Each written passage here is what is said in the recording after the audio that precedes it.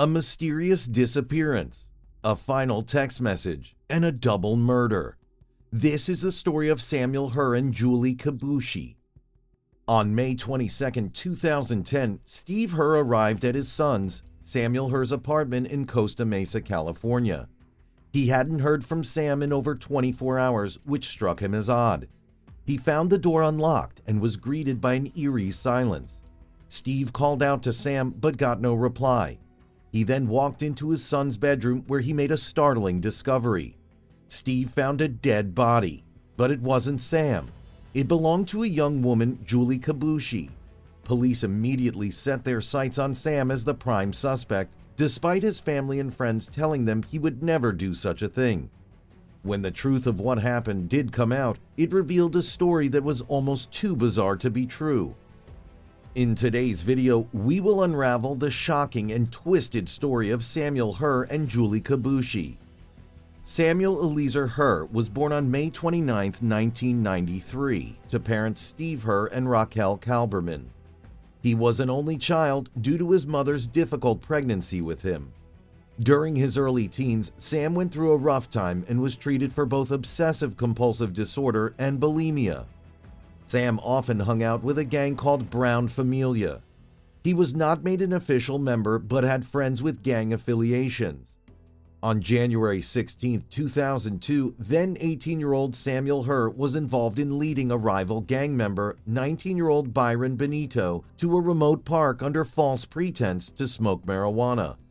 One thing led to another, and Byron was brutally stabbed and beaten to death.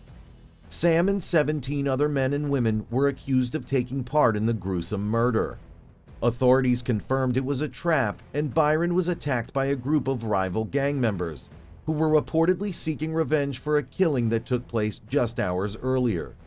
Sam was arrested for his involvement, but ended up being acquitted following a trial. Others involved in the murder received life sentences, so it is unclear what the evidence was against Sam. From his arrest to his trial, Sam sat behind bars for close to a year. This gave him an experience he never wanted to have again. Upon his release, Sam was dedicated to turning his life around. This is when he decided to enlist in the Army. During his service, Sam showed his bravery while deployed in Afghanistan. He served with the 173rd Airborne Brigade, also known as the Sky Soldiers. Following his discharge, Sam traveled through Europe before coming home to Southern California with plans to get a college education before re-enlisting. While in Germany, Sam met a woman and the pair fell in love. The changed new man was serious about building a life full of prosperity and happiness. His time in the Army allowed Sam to save over $60,000. He planned to use this to buy a house and start a family. It truly seemed that Sam had completely turned his life around. At the time, Sam was renting an apartment in Costa Mesa, which was located close to Orange Coast College. Many young college students lived at this particular complex, and this included Sam's close friend Daniel Wozniak and his fiancée Rachel Buffett. Daniel and Sam knew each other in passing, since they were technically neighbors and good friends. Julie Kibuishi got to know Sam after she started tutoring him in anthropology. Julie was clearly a great teacher, as Sam went on to get an A in that class. Julie and Sam were both extremely close with their parents and families. There was no romantic relationship between them. Their relationship was more like brother and sister. On May 21, 2010, Julie had been out to dinner with her brother Taka. His wedding was coming up and Julie was set to be a bridesmaid. The group had a good evening together, but just when it was wrapping up, Julie started getting odd messages from Sam. He seemed to be having some sort of family issues and needed a shoulder to cry on. Since they were close, Julie didn't think much of it. Sam needed help, so she was going to go and help him. Julie told Taka about the text and informed her family that she was going over to Sam's apartment. After she arrived, Julie messaged Taka, "Uh-oh, doesn't look good," crying. This was the last time anyone ever heard from Julie Kibuishi. Sam was supposed to go to his parents' home for the weekend.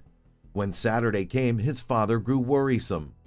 When Steve, Sam's father, arrived at the apartment, it looked as if nothing was wrong. He called out to his son but got no answer. He would make a shocking discovery when he walked into the bedroom. He found Julie Kibuishi's lifeless body kneeled on Sam's bed, still wearing her crown tiara from the night before. It is easy to see why officers initially believed Sam could be responsible for Julie's death. Speaking on this, Steve Herr said, "Obviously, there's a dead woman in my son's apartment and he's missing. He's gone. I'm not stupid. I get it. You know, the suspicions are going to be on him." Julie was found face down on Sam's bed, having suffered a gunshot to the head. Some of her clothing had been ripped off, suggesting she may have been sexually assaulted. The entire apartment was sectioned off and searched, but Sam Herr was nowhere to be seen. When the text messages from Sam's phone were found, it further fueled suspicions that he had killed Julie before going on the run. His time serving in the army hadn't been without stressors, and Sam did battle with PTSD. Maybe he had suffered a mental breakdown and had done the unthinkable? Despite these questions being posed to Sam's friends and family, they were all adamant that he would never do such a thing. Sam and Julie were close friends. An extensive manhunt followed, trying to locate Sam. Julie's cell phone was found in Sam's apartment and promptly searched. Investigators could see that messages coming from Sam's phone had asked Julie to come over the previous night, but they didn't yet know that it hadn't been Sam sending these messages. While investigators were looking for Sam, Steve was doing his own investigation. Sam had given his dad passcodes and login details to his bank accounts, and Steve hoped this information would give him some clue about Sam's last whereabouts. When looking at these accounts, Steve found that someone had been withdrawing money from Sam's account 3 days after Julie was found murdered. Sam's credit card had also been used at a restaurant. On Monday, May 24th, Steve went to Chase Bank, where the money was withdrawn. He sat and waited in his car, hoping Sam's car would pull up so he would be able to see who if Sam was driving it. While this was going on, police continued questioning those closest to Sam. Investigators wanted to know his last movements and his frame of mind at the time. It was through 2 friends that investigators were pointed in the direction of Sam's neighbor, Daniel Wozniak. Daniel was born on March 23, 1984 in Long Beach, California. He attended Orange Coast College and studied theater. He and his fiancée, Rachel Buffett, were avid actors, and they both performed in many local shows. Daniel was one of the last people to see Sam after asking him to help move some theater props around. It turned out that Sam's bank cards did in fact lead to a major break in the case. A teenage boy was caught withdrawing money at an ATM using Sam's card. But was this boy involved in Sam's disappearance? No, he quickly advocated for himself, told the police it was Daniel Wozniak. However much Daniel rated his own acting skills, they weren't enough to fool police. Initially, he admitted to manipulating the teenager into making withdrawals from Sam's account. When the boy asked Daniel whether it was illegal, he replied, No, don't worry." He then told them that Sam had showed up at his apartment and confessed to killing Julie. Daniel went on to say he helped Sam escape but had no involvement in the murder. This story only lasted until DNA was brought up.